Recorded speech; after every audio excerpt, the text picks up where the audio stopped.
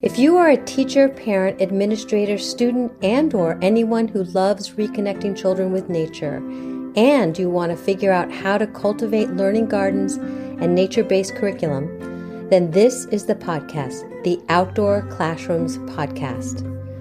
My name is Victoria Hackett. I am the founder of Outdoor-Classrooms.com and the Secret Gardens Nature Classes. I love witnessing the magic that happens when children are playfully learning outdoors. Observing the return of wonder and curiosity when children are interacting with nature is pure magic.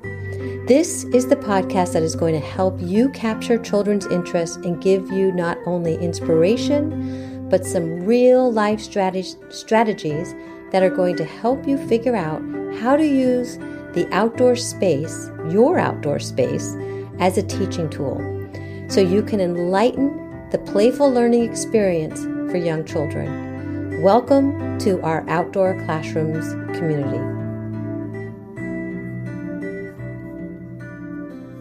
Mel Marchand is the director of OMFS and a certified forest school practitioner.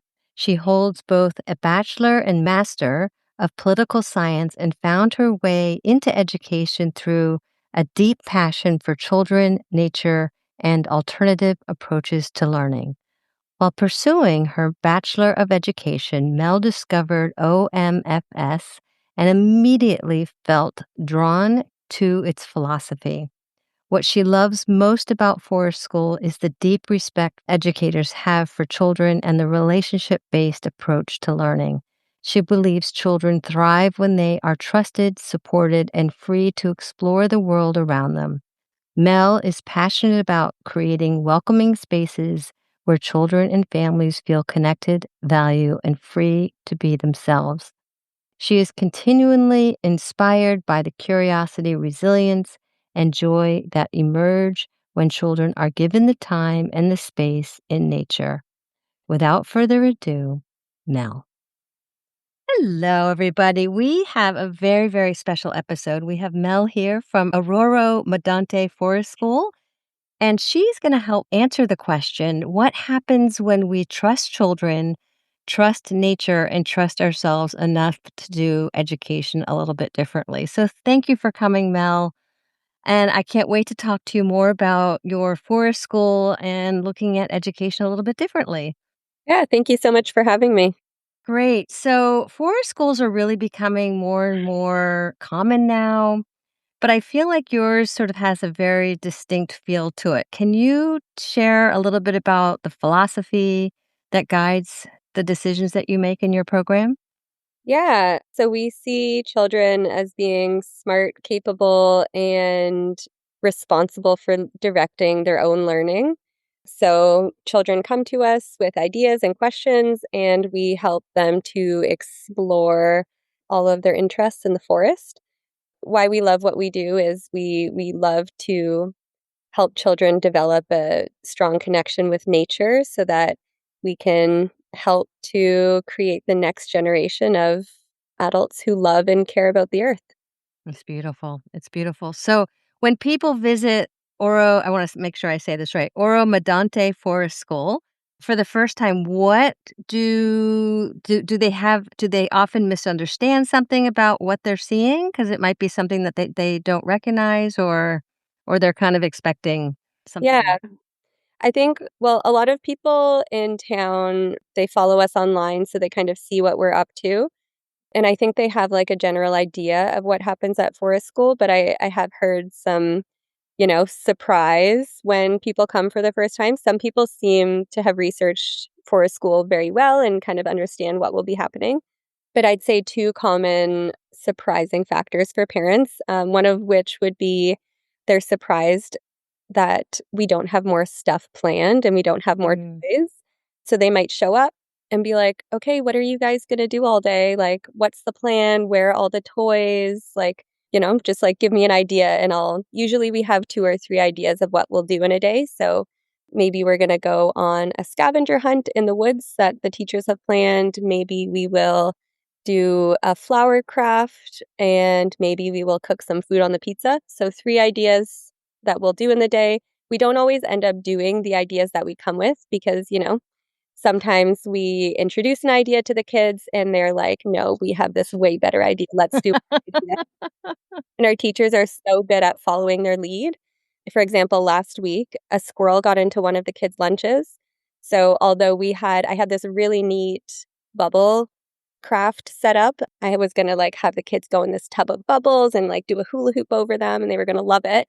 But instead we ended up making squirrel traps for the whole day. And yeah, and this is what I always love to say to parents is like, maybe it looks like they're just playing, but they're learning so much from it. They're working as a team, they're collaborating, they're communicating with one another, they're problem solving, they're using their imagination, they're building things, they're using, math, measurement, lots of STEM, and it looks different, and it's just always so exciting to see the ideas that kids come up with. So it can be hard to explain this to parents that like, yeah, we have a few things planned, but we're going to see where the day takes us because I think sometimes it can feel maybe like we're not doing enough, but I assure you we are doing so much and more, and our teachers are absolutely incredible, and they'll always take things a step further for the kids. So they'll say, how many squirrels do you plan to trap in there? How can we make sure that your squirrel trap will not harm the squirrels?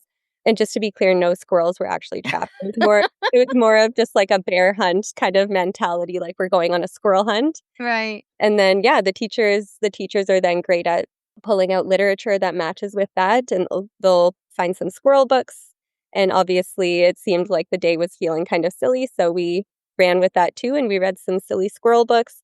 Maybe we'll sing a squirrel song. So although we have plans, it doesn't always go the way we want it to. And forest school teachers are just so great at adapting and pivoting once they see that kids are really engaged in something. So that's one thing is the parents are often surprised that there's not more structure to the day. And I think it takes some kids a while to be okay with that. Like sometimes kids get there and they feel uncomfortable when there's no like structured activity for them to do right away. And we just help them to maybe engage with other kids and introduce them to other friends who are playing something. But yeah, some kids struggle a bit more because it's not something that they're used to from maybe daycare or preschool or public school. Everything is usually planned and set up for them. So it kind of takes them a while to figure out how to just play in the forest.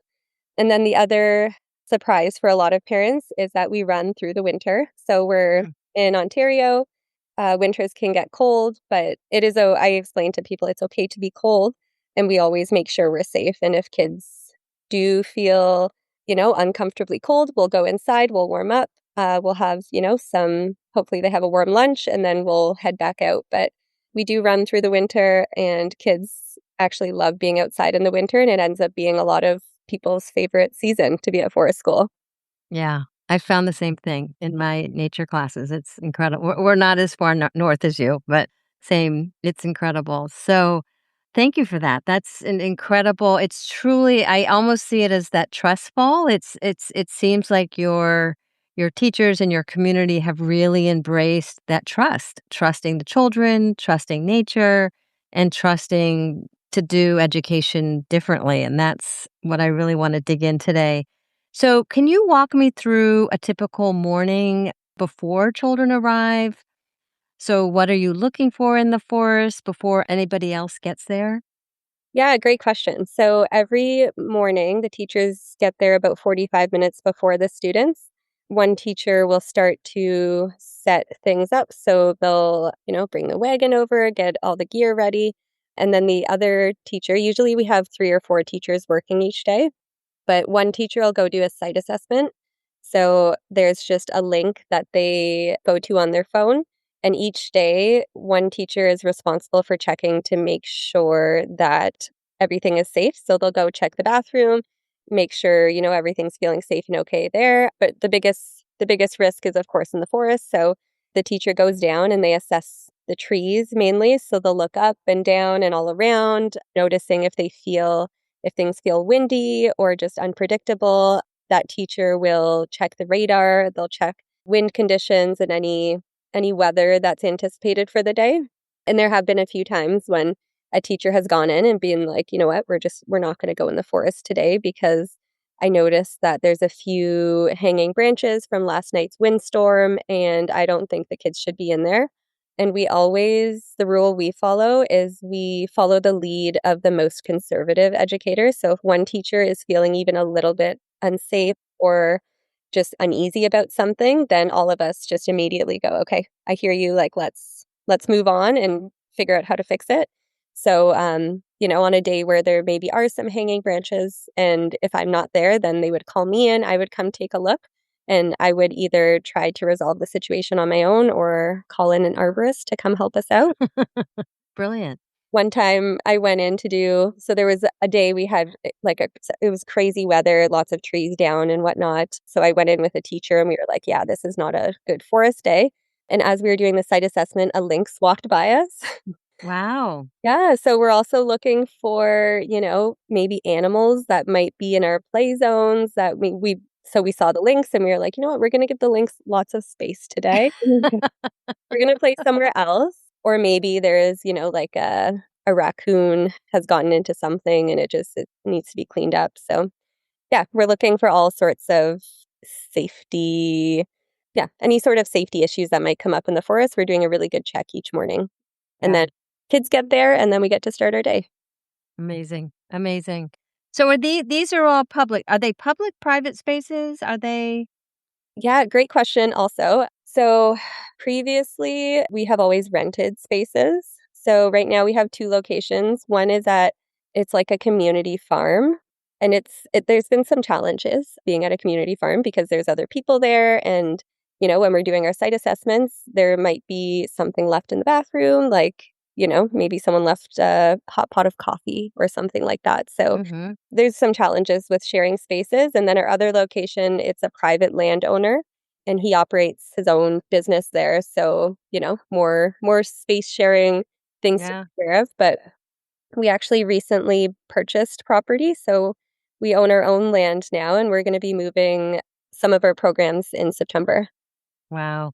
A Hmm. lot under the sun. My goodness. Yeah. Oh, so one moment that has made you completely change how you teach. Is there Hmm. one moment or two moments or something that might have changed the way you teach or your philosophy of education? Yeah, I mean, I would say it was very early on before I even knew I wanted to be a forest school teacher. I was going through teachers college and I was doing my placements at some local schools and it wasn't feeling entirely right. Like I never felt like I had enough time for all the kids, and there was one particular day where a student had an accident and I didn't feel like I could handle it, the way I would want to, with like all the empathy, care and love that I wish that I had, because there was 23 other kids who also needed my help. Anyways, and then the next day I was supply teaching at Oromadonte Forest School. So this was before I became director. I was just teaching, but I went and I was supply teaching and a child had an accident and I got to handle it, exactly the way I wanted to, where I pulled them aside and the situation was just handled like very respectfully and delicately.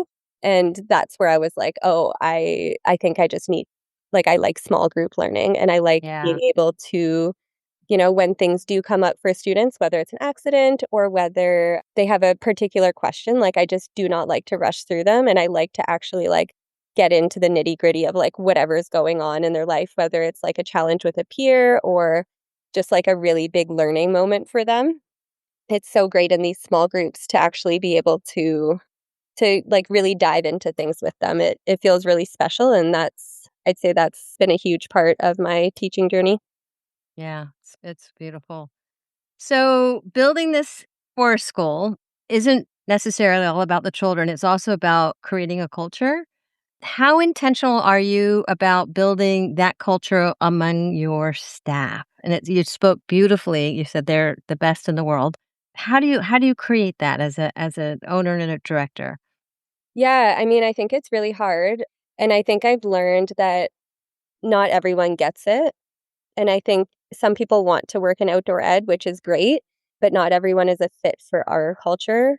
Our culture is it's very gentle but firm, and we have boundaries, but also we let the children lead. And a lot of teachers have a hard time with that, especially if they come, from other places where there's more of that hierarchies. I think a lot of teachers have a hard time with just accepting that, kids are going to be kind of leading the day and seeing us as co-learners, rather than, I'm teaching you. So I think I've learned that it's like hard to teach that mentality, and sometimes either you have it or you don't. So I think it just really begins with the hiring process, and I try really hard with hiring to make sure that people that I hire fit our culture. I do I'd start with a Zoom interview and then a working interview where they come in for a few hours as like a supply teacher, and I just observe and see. Mainly it's just like how they interact with kids. And like I said, it's so hard to teach our approach. There are a lot of people out there who have a similar mentality, so it can be hard to find the right people, but once we do, I feel like there's honestly not a whole lot that I have to do to teach culture-wise, because they just, they're coming into it for the right reasons, and Yeah. they have that deep, deep respect for children and their learning. But I do things to help create community. Like I take all the teachers in the winter on like a nice outing during the day. I take them on a spa Mhm. day to Really? yeah, I Oh, do. It feels like they're, struggling through the winter. It can be hard. Yeah. Like it's grueling work, you're tired, the days are so short, there's like no sunlight. And then to just like give them a day where I'm like, I see how hard you're working and I value you so much. So like we're gonna take the day off. Usually it's kind of planned last minute to like once we feel like we need it. Yeah. And other group outings where the teachers sense that they're appreciated and where they have a chance to kind of like talk with one another. Because I find in the day when you get there, set up, site assessment, working with kids all day, clean up, go home, there's not actually like much of a chance to talk beyond that. Yeah. I think the relationships that all the teachers have become really strong, and they all Mm, really love each other. And I think that helps to create our company culture. And also, I think it helps them in the day, like, they just really get each other, and sometimes they can just give each other a look, and the other person knows, like, "Oh, I need to jump in right now because you need a break from this, and you go have a lunch, and So I think really? Yeah. there's That's just so great. so much that goes on once they get to know each other really well, and once it's, like, a really cohesive teaching group, they don't even have to say things sometimes. Do you feel like there is a pool of educators coming out of school that have the nature-based that background? Or do you feel like you have to train them when they get to you? I mean, a bit of both. Like, I feel like I've had a lot of applicants who are really strong teachers, but don't necessarily have the outdoor ed background, or I have really strong outdoor, like wilderness first Yeah, aid trainers or backcountry camping guides, but don't necessarily have that much experience with like certain children or age groups, interesting. Yeah. nationalities. But then I do find that there are some people who have both. I'd say it's probably more rare to have someone who's, like, really well experienced with education and also outdoor ed, but I try to, like, build the team so that if someone's a really strong educator, I'll put them with someone who has really strong outdoor skills, and then hopefully Mm, together they can help to teach one another the skills that the other might be interested in learning. yeah. That's amazing. Yeah, it's so interesting to me because we're, hoping to get that population of folks coming out of schools having this skill set. So it's interesting to hear from your perspective. What would be the hardest season that you've ever had since opening your school or taking over your school? Yeah, what a good question. I'd say it was definitely September of last year. So we went from 1 location to 2, Oh, yeah. and we opened the location in September, and on the first day of school, I had 3 or 4 teachers quit, for different reasons. Like, it wasn't, no hard feelings or anything, but, so opening new locations, 3 I lost 3 or 4 teachers and then was like, "Oh my gosh, I have this new location." Basically, opening a second school is what it felt like, because it's all new kids, all new families, all new teachers, new location, entirely new program too, so everything was new, and then I just lost all the staff that I had trained over the summer to different life circumstances. And I, I went through a lot of like anxiety and stress, got some gray hairs, and made it out the other side stronger. Um, Yeah. but yeah, it's those moments of discomfort, I feel like, where you grow as a leader and, you make mistakes along the way and you learn from them. And yeah, it was just a really hard time, and it just felt like everything was going wrong, and I was like, "Is should this program even be happening? Like, why is this all happening? Are these signs?" But I persevered, and we found, different teachers who were able to join us in the fall, and everything worked out. But September, October, November was like so, so tough. Very Oh, it's tough. so interesting. Yeah. So, with that, just even thinking about that challenge, have you ever sort of maybe during that time you were thinking, is this dream sustainable? What gets you, do you think about thoughts like that or you just keep persevering? Yeah, I definitely had thoughts of that, but, everyone had signed up and all the parents were so excited. There was no way, like, it there was no way aside from, like, our something happening with our location that I would ever shut that down because, Yeah. all these parents were committed to outdoor ed for their kids. So I felt like it was impossible to not follow through with it, even through all of those challenges. We had to make it work. And it honestly did work out for the best. Like I said, I learned so much from that really challenging period of growth and then found, staff shifted around a bit. Some people were able to come back later on. And the team that we ended the year with was, like, absolutely amazing, and I'm so Yeah. happy that it was them. So it all worked out, but I definitely did have doubts, and I thought about, I was like, "Why would I have done this? Things were so easy before, things were so routine and smooth with all the other location and all the other programs. Why would I rock the boat like this?" Yeah. But I think you're right. I think it's when we kind of push the limit and put ourselves into uncomfortable situations, that's when we learn the most.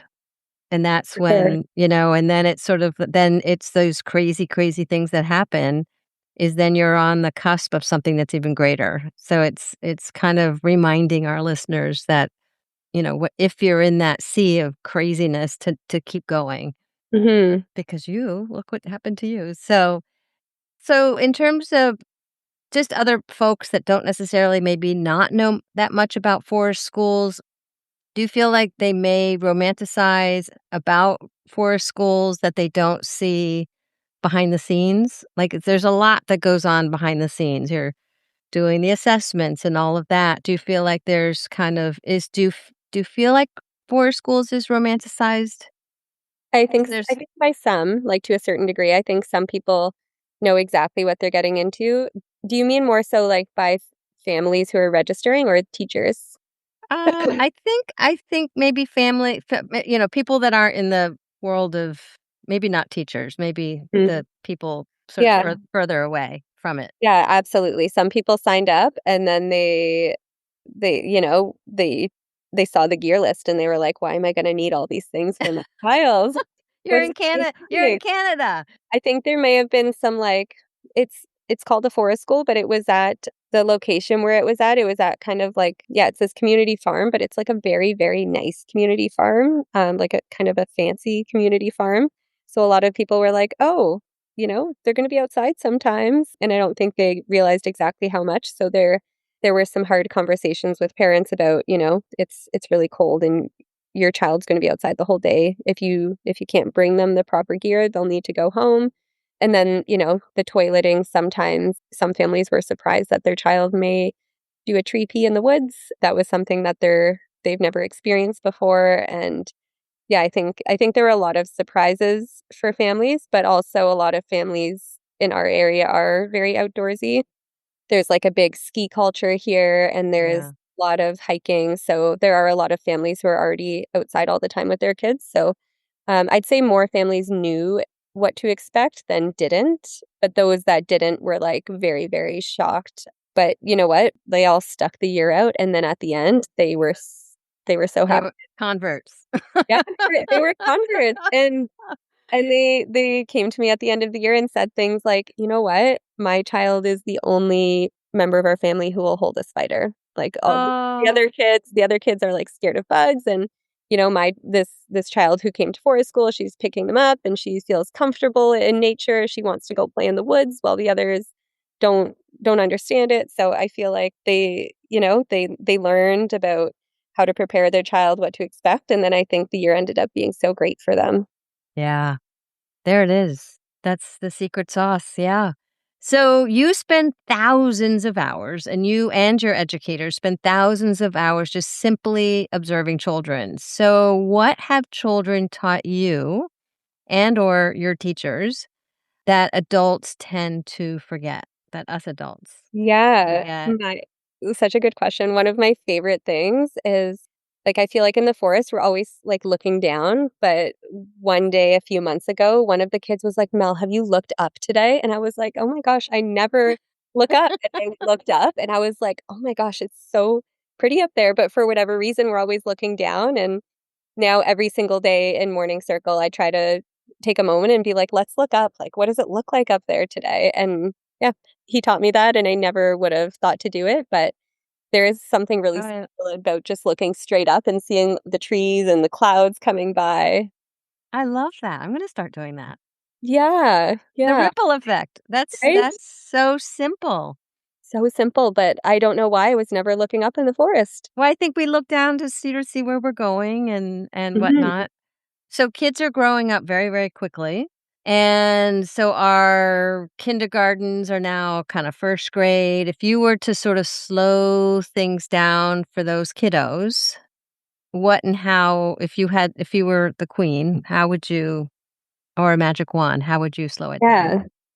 I mean, I feel like there's just so much pressure for kids to be sitting, and Mm, seeing the kids play outside all day, every day, like, I do not believe that kids are designed to be sitting in a classroom all day, especially when they're so young, like 4, 5, 6, like, yeah, they crave movement, and I just wish that all kids had the opportunity to move freely and sit when they want and, like, listen to their bodies, and, maybe some days they want more sitting, maybe they want to be reading books and, have a more stationary day, but I wish kids could just have more time to play and have less structure in their day and just move freely, yeah, especially because, the older you get, the more sitting there is, and then most kids will probably be sitting, for work for a very long time, and yeah, I would it makes me sad to think that a lot of kids are missing out on all the playtime and the exploring and the imagination and the friendships and the connections and the learning and the hands-on fun that they have. mm, I love that. And I just listened to a podcast about all the research behind all that, even as adults and children, that we are just not meant to sit, and how Mhm. much time we sit. So it's front of mind.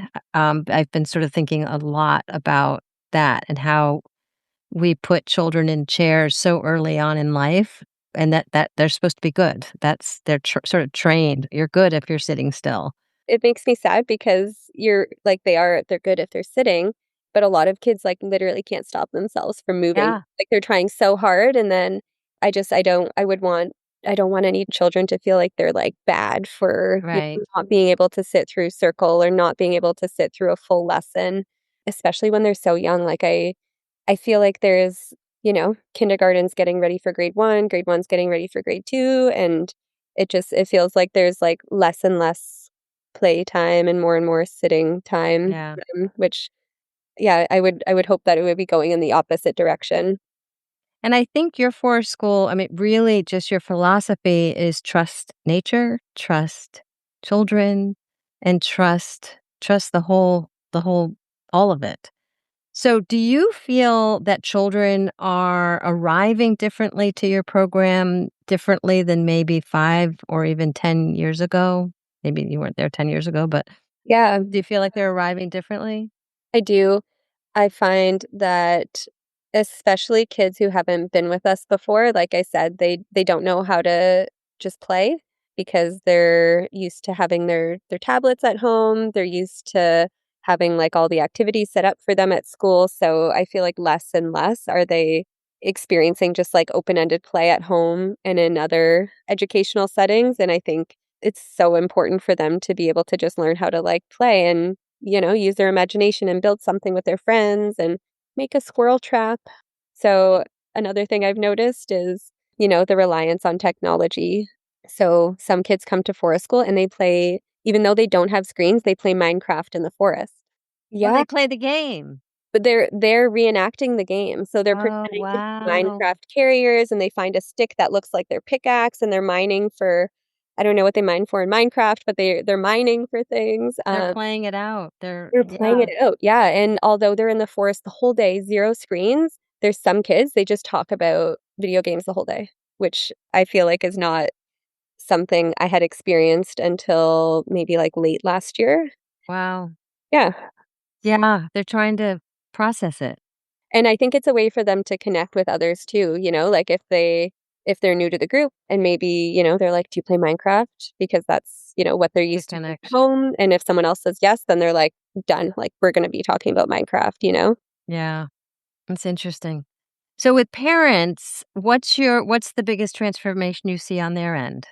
I think one thing is they learn to accept risky play, Mm. which I'm sure you you talk about and hear about all the time. But a lot of parents are so cautious and fearful of certain situations, even, their kid running in the forest, they're worried that they're gonna trip and fall on a stick. But, showing them that, your child did trip and fall on a stick, but they're okay and they're brave and strong and they got up and then they kept playing. Or seeing their child climb a tree or, learn how to make a fire from an early age. Some parents feel really uncomfortable with kids using tools like Mm, the older kids might be using an axe with help from a teacher or a mallet or a drill, and maybe at home that's not something they do, so they feel really worried about it, and then usually just a conversation with me helps to, make them feel better because they realize that there are really, really strong policies, and we have very strict rules about tools, so once they hear what our policies are and what our teachers are taught, I think they feel a lot better, but I think they do still feel quite nervous with the risky play element. do you have a moment when every instinct in your body where you want to step in, but you didn't? Mm, And then what happened? yeah. Or I've just even the question is how do you know when to intervene? Yeah. I mean, it really depends on the child.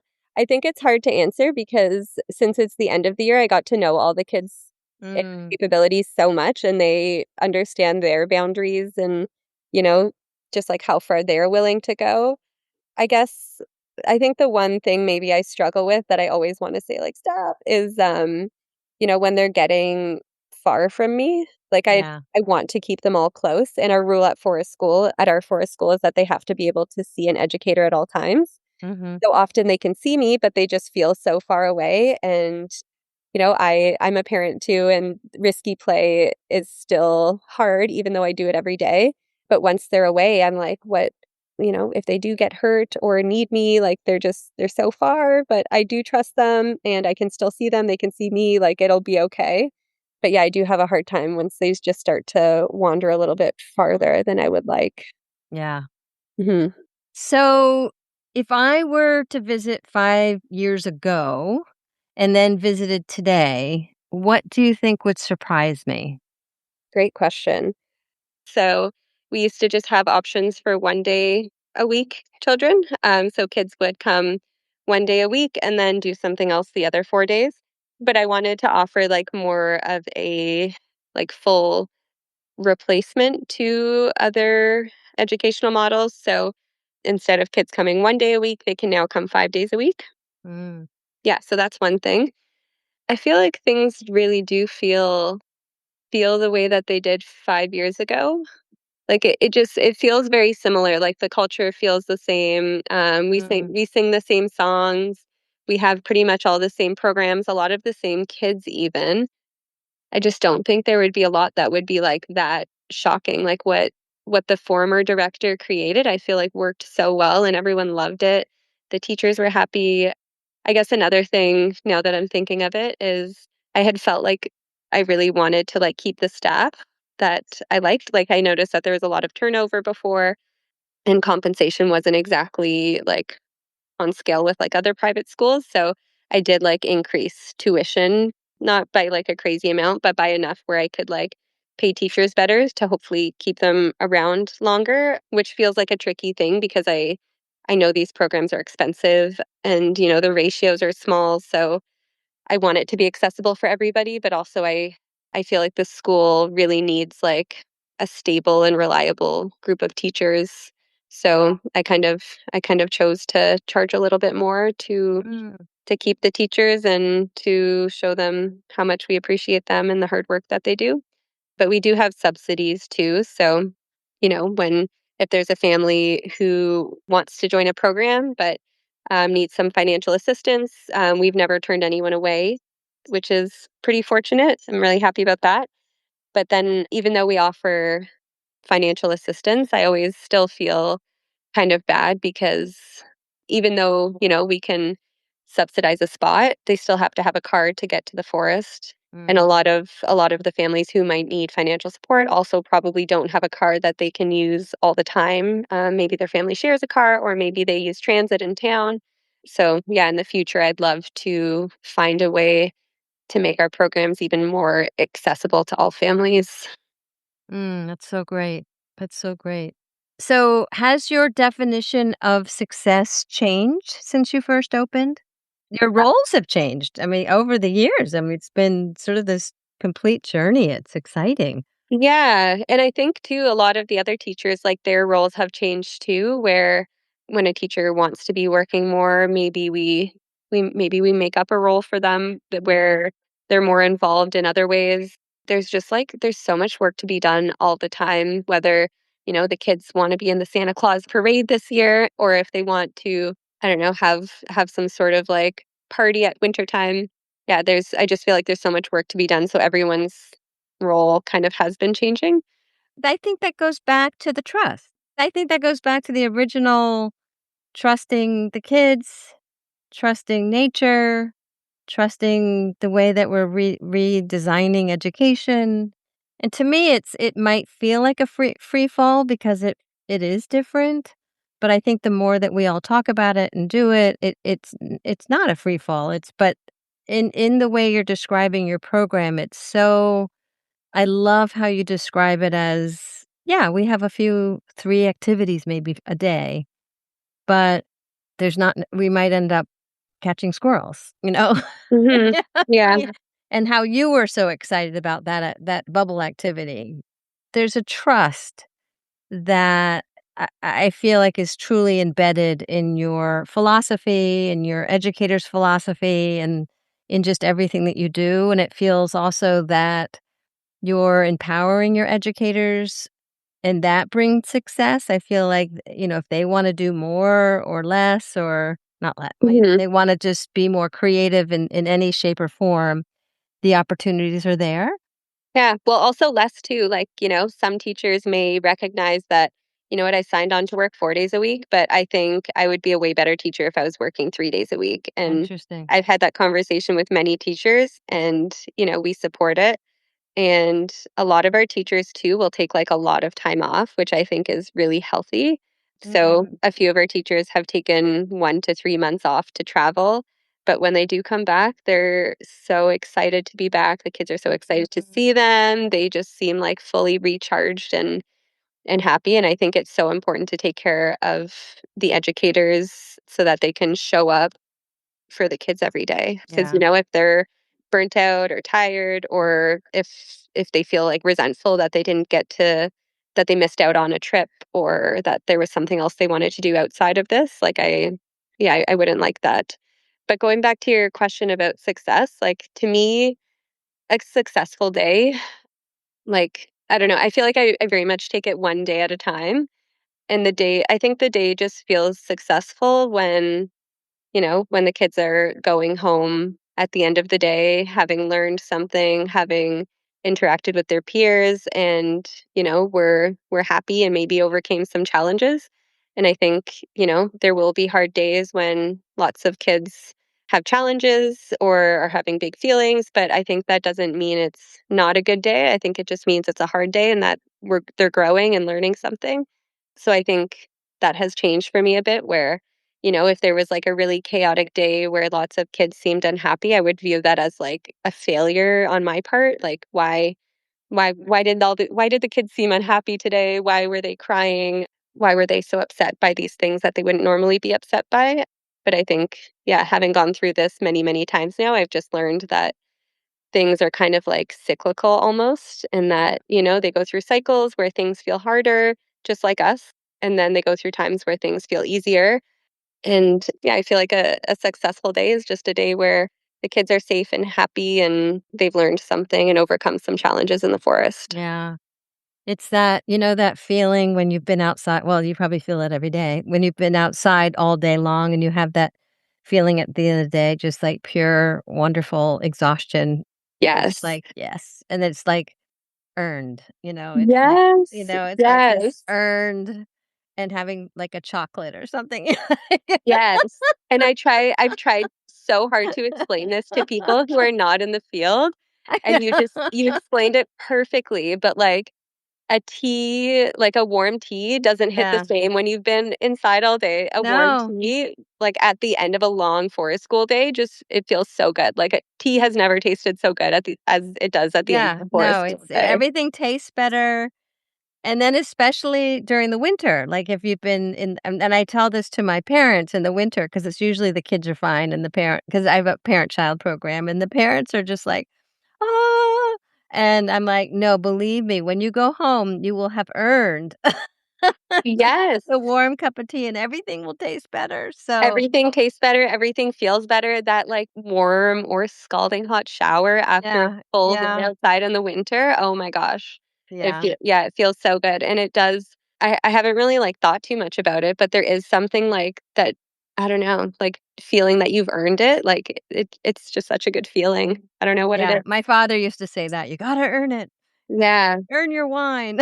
Yeah, yeah, or, like, whatever Or things you enjoy at the chocolate end. or hot chocolate or Literally anything, like, anything that you enjoy, I feel like after a day of forest school, like, you enjoy it, like, 10 times more, you know? Yeah, yeah, Even if you're like, "I'm gonna watch a show now." Like, I just yeah, worked all day outside, I'm gonna sit down, have a glass curl of up. wine, and watch a show under my blanket with the fire on, like, it just feels Uh, so much better than, those days when you're inside the whole day, it's just so much better. so great. Yeah. So I have a final thing. So I want you to imagine it's 20 years from now. One of your former students is now an adult walking through a forest with their own child. What do you hope they're passing on? Not because they remember a lesson you taught, but because of how they experienced childhood at Oro Medante Forest School. Wow, that's, like, a really emotional question, I'm, like, tearing up, and you really, like, painted a picture there, and I'm getting so emotional thinking about, the kids that I work with being grown up and walking through the forest with their own kids. I guess the one thing that I would hope to see passed down to that next generation would be like, a family who's not like, let's go, we're walking, like, come on, we gotta go, we're on our walk. But maybe a family who's just like meandering through the forest, especially with the younger kids, like they don't necessarily want to go for a hike to get to one spot to the next. They want to go for a hike to like explore and like roll over some logs and see what they can find. And they might notice a bird, and I would just hope that the adult would, like, follow the child's lead and, notice the things with them versus, like, trying to rush them through the hike and roll over the logs with them and Yeah, admire the birds and, yeah, just, like, really slow down. I hope that would happen. yeah. Oh, I could talk to you Mm. all day long. Oh, This same. has I get so excited been talking about this. so exciting, and the work that you're doing is absolutely beautiful and has this incredible, I can just feel it, the ripple effect of all the families that you're touching, and I can't wait to just follow you and learn more what's happening in Canada. So I will have all your information in the show notes. Any final things you'd like to share with our community? Oh, wow, that's a big one.